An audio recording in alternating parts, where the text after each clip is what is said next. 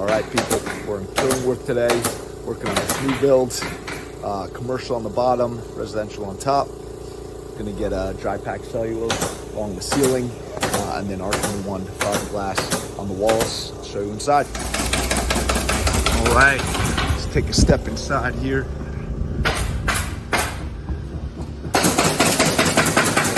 So quiet before the cellulose. Right now working on hanging stitching. There's smooth reinforced poly up on the ceiling here.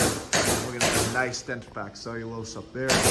And then on the walls, we're gonna do R21 fiberglass. And this place is gonna be nice and toasty in the winter, keep cool in the summer. So here we are in process, working on the R21 on the exterior walls here. And blowing the ceiling, dense pack cellulose all the way across.